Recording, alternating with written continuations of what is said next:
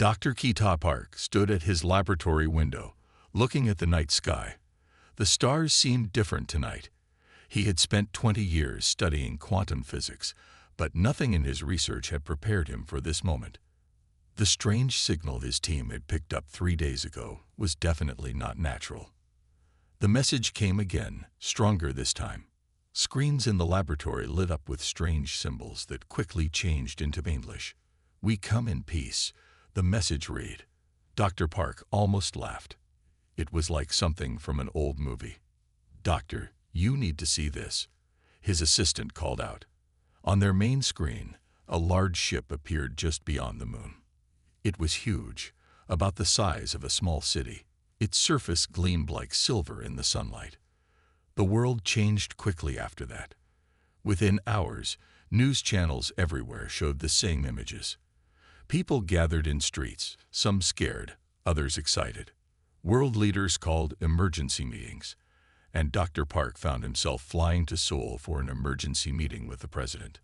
The aliens called themselves the Guardians. They looked almost human, except for their pale blue skin and silver eyes. Their leader, who spoke perfect English, met with Earth's representatives in a large conference room in Seoul. "We have watched your species for a long time," the Guardian leader said. "You are like children playing with dangerous toys. The universe is full of threats you cannot imagine. Without our help, humanity will not survive." Dr. Park didn't like the Guardian's tone. It reminded him of how some teachers talk to small children. He had spent his life pushing the boundaries of science. The idea that humans needed protection felt wrong. The Guardians showed videos of terrible things. Worlds destroyed by cosmic events, civilizations wiped out by spaceborne diseases, and wars that destroyed entire solar systems. "This is what awaits you without our protection," they said. "Let us guide you. Let us protect you." World leaders talked for days. Some wanted to accept the Guardians' help right away. Others, like Dr. Park, had doubts. But when the Guardians showed more proof of the dangers in space, even the doubters started to agree. "We will give you advanced medicines," the Guardians promised. "We will protect you from dangerous aliens and space disasters. But you must follow our guidance. Some technologies are too dangerous for young species to have." Dr. Park noticed something strange during these talks. Whenever humans mentioned certain types of research, especially about weapons or space travel, the Guardians quickly changed the subject. They seemed very interested in Earth's resources, but didn't want to talk about sharing their own technology. One evening, after another long meeting, Dr. Park called his daughter Jae-yun. She worked as a weapons engineer in a different research center. "Something isn't right," he told her. "They say they want to protect us, but they're also stopping us from protecting ourselves." "I noticed the same thing, Dad," Jae-yun said. "They've already asked us to stop some of our defense projects. They say it's for our own good." The world leaders signed the protection agreement 1 week later. The Guardians promised to shield Earth from all space threats. In return, humanity would stop developing certain technologies. They called it the Safety Protocol. Dr. Park watched the signing ceremony on TV in his laboratory. As people celebrated worldwide, he started making plans. The Guardians might think humans needed protection, but he knew better. If they wouldn't let humans develop technology openly, then perhaps it was time to work in secret. He looked at the night sky again. The Guardian ships now orbiting Earth shone like new stars. "We'll show you what humanity can really do," he whispered to himself. "Just wait and see." 5 months after the Guardians arrived, Jae-yun Park noticed something wrong with Earth's mining operations. Every week, more rare metals disappeared from human storage facilities. The Guardians called it resource sharing, but their ships always seemed to take more than they brought. Colonel Han-Sol Lee, a military strategist with 20 years of experience, shared Jae-yun's concerns. They met in a small coffee shop in Seoul, far from any Guardian monitoring stations. The colonel brought papers showing how the aliens had slowly taken control of Earth's defense systems.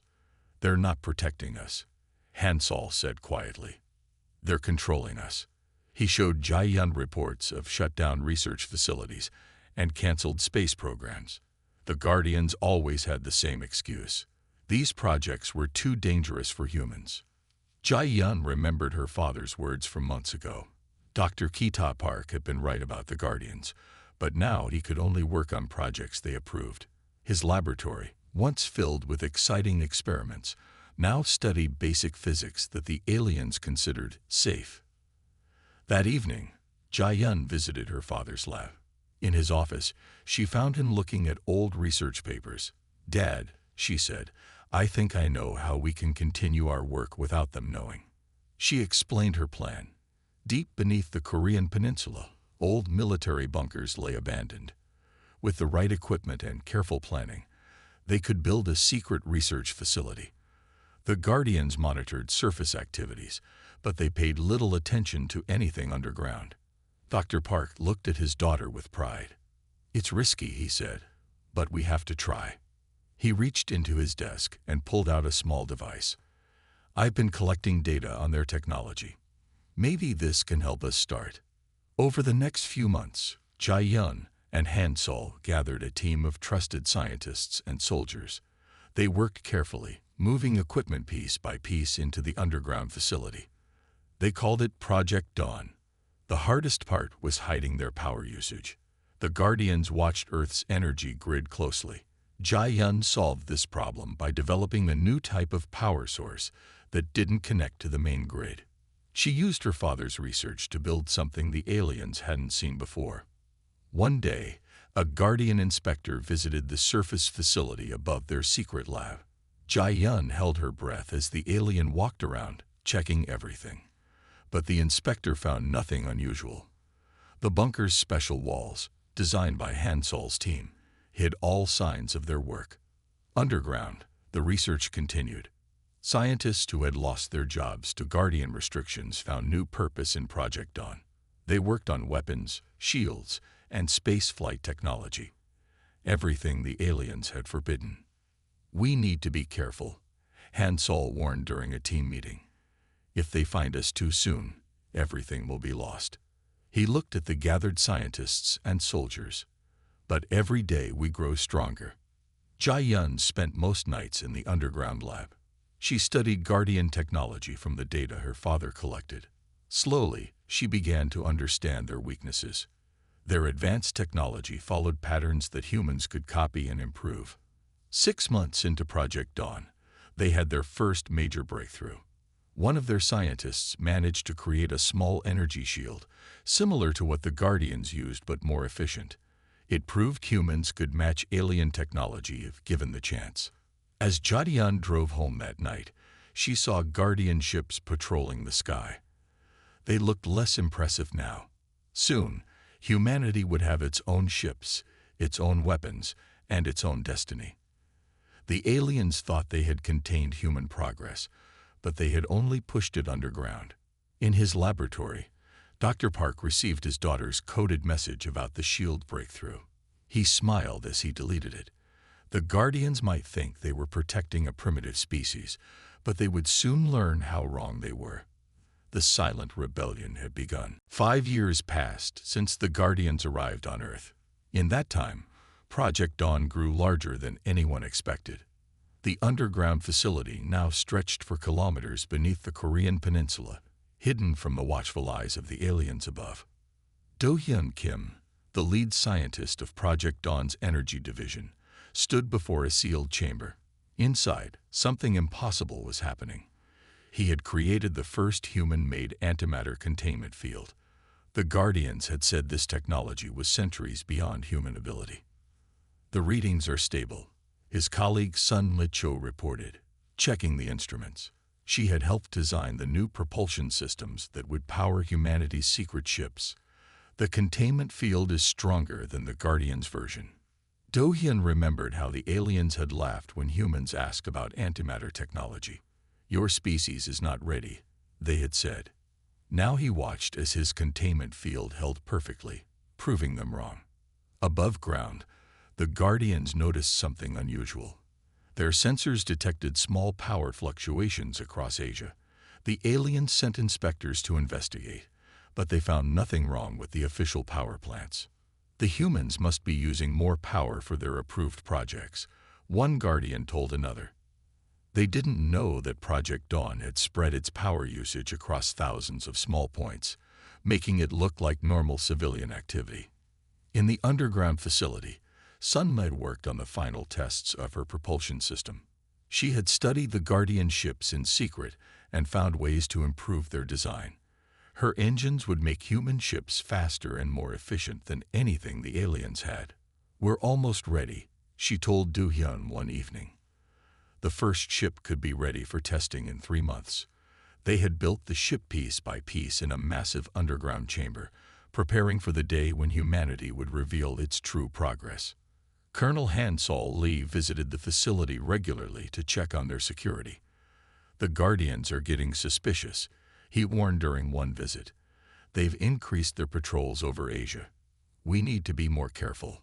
But being careful didn't mean being slow. Every day, more scientists joined Project Dawn. They came from different countries, all sharing the same goal: to prove that humanity didn't need alien protection. One day, Jae-yun Park called an emergency meeting. The Guardians had announced plans to shut down all remaining human space programs. "They say it's for our safety," she told the gathered team. "But we know the truth. They're afraid we're getting too close to their level." Do-hyun showed the latest results from his antimatter experiments. The numbers were clear. Human technology had already matched the Guardians in some areas. In others, like Sunmi's propulsion system, humans had gone even further. "We've done what they said was impossible," Do-hyun told the group. "But now comes the hard part. We need to decide when to show them what we can do." The team agreed to wait until the first ship was ready. They called it the EHS Defiance.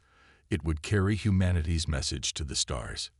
"We don't need your protection." As the meeting ended, alarms suddenly rang through the facility. Guardian ships were flying too close to their hidden entrance. Everyone held their breath, waiting to see if they would be discovered. But the aliens flew past, still blind to the revolution growing beneath their feet. In his private office, Do-hyun looked at the antimatter containment field one more time. Soon, very soon, the Guardians would learn that they had made a terrible mistake in underestimating humanity. Captain Taiwan Kang stood on the bridge of the EHS Defiance, hidden in a massive underground launch chamber. After 6 years of secret work, humanity's first advanced warship was ready. The ship contained every breakthrough Project Dawn had achieved, from Do-hyun's antimatter engines to Sunmi's revolutionary propulsion system. The day of revelation came when the Guardians announced their final decision. All human space programs must end, they declared to the United Nations. "This is for your protection. Space is too dangerous for your species." Colonel Han-Sol Lee sent the signal to all Project Dawn bases around the world. The time had come to show humanity's true power. In his command center, he watched as the mountain above the launch chamber began to open. The Guardians noticed immediately. Their ships rushed toward the opening in the ground, weapons ready. They expected to find a small human facility breaking their rules. Instead, they watched as the EHS Defiance rose from the earth. "This is Captain Taiwan Kang of the Earth Defense Force." He broadcast on all frequencies. "The time of Guardian protection is over. Humanity will choose its own path." The alien ships surrounded the Defiance, their weapons charged. "Return to the surface immediately," they ordered. "Your species is not permitted to build such vessels." Captain Kang smiled. "We stopped asking for permission." He pressed a button on his command chair. The Defiance's advanced shields activated, glowing with power the Guardians had never seen before. The aliens fired their weapons. Energy beams struck the Defiance's shields and disappeared. The human ship didn't even shake. Inside the bridge, Taiwan's crew worked calmly at their stations, showing none of the fear the Guardians expected. "This is your only warning," Taiwan announced. He activated the ship's main weapon system. A small antimatter pulse shot from the Defiance, passing between 2 Guardian ships. The pulse hit an empty spot in space and exploded, creating a flash brighter than the sun. When the light faded, a sphere of empty space 5 kilometers wide had appeared. The Guardian ships backed away quickly. Their sensors showed power readings they had thought impossible for humans to achieve. That was 1% of our main weapon's power, Taiwan informed them. Shall we demonstrate 10%? Or would you prefer to speak with our leaders as equals? In the Project Dawn command center, Colonel Hansall watched the Guardian ships retreat. More human ships were launching now, rising from hidden bases across the planet. Each one carried weapons and defenses beyond what the aliens thought possible. The Guardian leader called for an emergency meeting. This time, they didn't choose the location. Instead, they came to humanity's new space station, which had been built in secret beneath the ocean. As Captain Kang docked the Defiance at the station, he received a message from Jayun Park. "The antimatter containment fields are working perfectly," she reported. "We can power 100 more ships like this one." The Guardian ships hung back, keeping their distance from the human vessels. Their sensors had finally discovered the truth. Humanity had not only matched their technology, but had improved upon it. The species they had come to protect now had the power to protect themselves. In his quarters, Taiwan prepared for the meeting with the Guardians. The tables had turned. Now humanity would decide the terms of any future relationship with the aliens. They had proved what his crew had always known. Humanity didn't need Guardians. They only needed the freedom to reach their true potential. The Guardian diplomatic ship arrived at Earth's new space station 3 days after humanity revealed its true power. Dr. Min Ji-yoon, Earth's chief negotiator, waited in the main conference room. She had spent years preparing for this moment.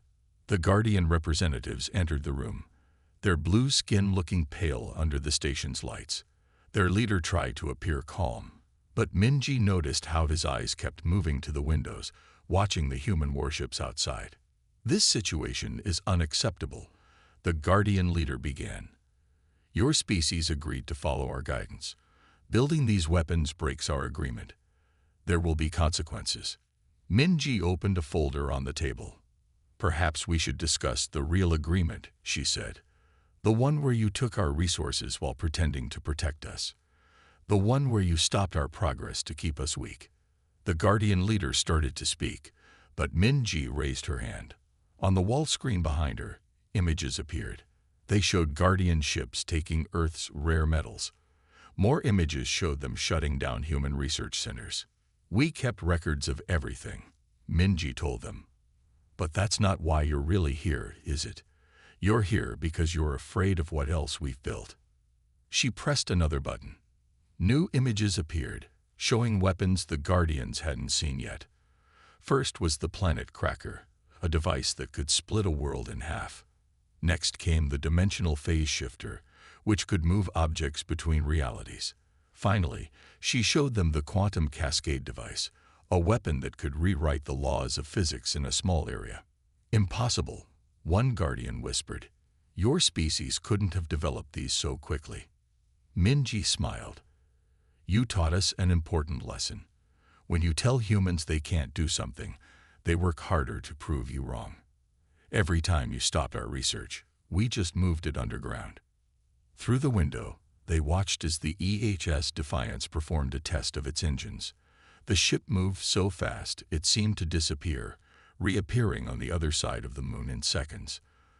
The Guardian representatives looked at each other with worry. "Here are our terms," Minji said, pushing a document across the table. "First, all Guardian ships will leave Earth's solar system.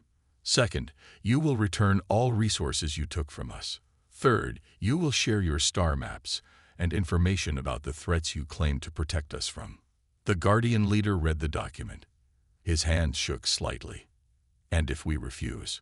Minji pointed to the images of human weapons still showing on the screen. "Then we will protect ourselves, with or without your help." Captain Kang's demonstration was gentle. Our other ships' captains might not be so careful. In orbit around Earth, more human ships appeared. They had been hidden in underwater bases, underground bunkers, and secret mountain facilities. Each one carried weapons that made the Guardians' technology look simple. The Guardian leader signed the document. As he did, Minji remembered how they had once talked down to humans, treating them like children. Now they couldn't leave the meeting room fast enough. After the Guardians left, Minji called Project Dawn's command center.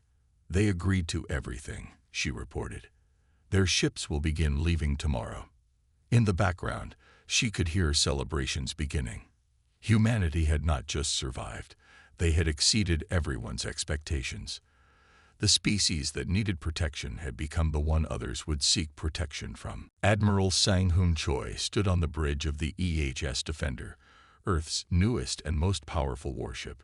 The ship's advanced sensors detected something approaching from the edge of the solar system. The readings showed thousands of vessels, larger than anything the Guardians had ever built. Multiple contacts detected, his sensor officer reported. They're moving fast, sir. Their weapons are already active. The Admiral remembered the Guardians' warnings about threats in deep space. Perhaps they hadn't been lying about everything. He opened a channel to Earth's Defense Command. This is what the Guardians warned us about, the command center confirmed. But they never told us these beings would be so powerful. The alien fleet entered the solar system. Their ships were black as space itself, making them hard to see. But Earth's new sensors, developed during the years of secret research, tracked them perfectly. A message arrived from the invading fleet. This system belongs to us now, they declared. Surrender or be destroyed. Admiral Sang-Hoon sent the alert to all Earth defense ships. Within minutes, 50 human vessels took position around Earth. Each carried weapons that could reshape reality itself. Then something unexpected happened. Guardian ships appeared near Mars, their weapons powered down. Their leader sent an urgent message to Earth. "We were wrong about your species," the Guardian leader admitted. "The threat we feared has arrived. Will you help us fight them?" Admiral Sang-Hoon looked at the tactical display. The Guardian ships were powerful, but their technology seemed simple compared to Earth's latest developments. The invading fleet, however, was like nothing they had ever seen. "Send word to Project Dawn," he ordered. "Tell them to activate the quantum shield network." Around Earth, hidden satellites came to life. They created an energy field that covered the entire planet. The invaders fired their weapons, but the shield absorbed every attack without damage. "They're spreading out," his tactical officer warned. "Trying to surround us." Admiral Sang-Hoon smiled. The invaders didn't know about humanity's secret weapon. He gave the order, and the EHS Defender's main cannon powered up. The weapon fired, creating a wave of quantum energy that rippled through space. Where it touched the enemy ships, reality itself changed. Their advanced technology stopped working, leaving them floating helplessly. The Guardian ships watched in amazement. The weapons they had feared humans would create were now protecting them. Admiral Sang-Hoon opened a channel to both fleets. "This is your only warning," he announced. "Leave this solar system or face the consequences. We are humanity. We protect ourselves." The invading fleet retreated quickly, their remaining ships disappearing into deep space. The Guardians approached Earth's defense fleet carefully. "We need to talk," the Guardian leader said. "There are more threats out there. Perhaps we could work together as equals." Admiral Sang-Hoon looked at his crew, then at the Earth shining below them. In just a few years, humans had gone from being protected to being protectors. "We will consider it," he replied. "But this time, we make the rules." As he spoke, more human ships emerged from hidden bases across the solar system. Each one carried weapons that could reshape the universe itself. The species that once needed guardians had become the guardians of others. President Young Soo Kim sat in the United Earth Coalition's main chamber, looking at the reports from the recent battle. The Guardians had requested an emergency meeting with Earth's leadership. This time, they came as supplicants rather than protectors. Dr. Jae-Yun Park stood beside the president's desk, explaining her team's latest creation. "We call it the Reality Forge," she said. It can alter the basic rules of physics within a defined space. The invaders have never seen anything like it. The Guardian delegation entered the chamber. Their once proud stance was gone, replaced by something that looked like respect, or perhaps fear. They carried data crystals containing information about the galaxy's greatest threats. The force you defeated was just the first wave. The Guardian leader explained. More will come. They have destroyed 1,000 worlds already. We need your help to stop them. President Young-Soo looked at the tactical displays showing Earth's defenses. Humanity's ships now carried weapons that could tear holes in space itself. Project Dawn had created things that even the Guardians had thought impossible. You once said we needed protection, Young-Soo reminded them. You held us back, took our resources, and treated us like children. Why should we help you now? The Guardian leader bowed his head. We were wrong. We thought we were protecting the galaxy by controlling other species, but you have shown us a better way. You achieved more in secret than we achieved in 1,000 years of open development. Jia-Yun activated a hologram showing her latest weapon designs. The Guardians stepped back in amazement. The devices could rewrite the laws of nature, create and destroy matter, and bend space itself to human will. The choice is yours, Mr. President, the Guardian leader said. But together, we might save countless lives. Young-Soo stood and walked to the window. Earth's defense fleet hung in orbit, their weapons ready to protect humanity from any threat. They had come so far from the days when they needed alien protection. We will help, he decided, not because you ask, but because protecting others is what advanced civilizations should do. We will show you how to be true guardians. The Guardian leader's relief was visible. But before he could speak, Young-Soo raised his hand. However, there will be conditions, the president continued. Earth will lead this alliance. Our ships will command the fleet, and you will return everything you took from every species you claimed to protect. Jia-Yun smiled as she watched the Guardians agree to every condition. Her father had been right years ago. Humanity didn't need protection. They just needed the freedom to reach their potential. As the meeting ended, reports arrived of more invasion fleets approaching other systems. President Young-Soo gave the order. Earth's ships would defend those worlds. The species that had once been considered too primitive to survive would now ensure the survival of others. Prepare the reality forge, he told Jia-Yun. Show them what humanity can really do when we choose to help instead of being forced to submit. The Guardian leader watched as Earth's fleet prepared for battle. The weapons they had feared humans would create were now their greatest hope for survival. The protectors had become the protected, and the galaxy would never be the same. Admiral Sang-Hoon Choi stood before the Galactic Council, his Earth Defense Force uniform standing out among the alien representatives. 1 year had passed since humanity joined the fight against the invasion forces. In that time, everything had changed. The combined fleets have successfully defended 37 systems, he reported to the assembled species. Earth's reality forge technology has been installed in key locations across the galaxy, creating safe zones where the enemy cannot operate. The Guardian representative, once Earth's self-appointed protector, now sat in a junior position on the council. They had fulfilled their promise to return resources to all the species they had once controlled. Many of those species now looked to Earth for leadership instead. Dr. Kita Park, who had first encountered the Guardians years ago, presented the scientific report. Our understanding of quantum physics has expanded beyond what anyone thought possible, he explained. The technology we developed in secret has become the foundation for a new age of peace. The council chamber's screen showed scenes from across the galaxy. Earth ships protected trade routes that had once been dangerous. Human scientists worked with alien researchers, sharing knowledge freely instead of holding it back. The old system of control had been replaced by one of cooperation. President Young-Soo Kim addressed the council through a secure channel from Earth. We remember what it felt like to be held back, he said. That is why Earth's policy will always be to share knowledge with those who are ready for it. We will protect, but we will not control. A junior Guardian scientist approached Dr. Park after the meeting. "We thought we were protecting the galaxy by restricting technology," she admitted. "But your way has achieved more in 1 year than we achieved in centuries." The latest reports showed the invasion forces retreating to the galaxy's outer rim. They had discovered that their advanced technology meant nothing against weapons that could rewrite reality itself. Humanity's creative approach to physics had changed the rules of warfare.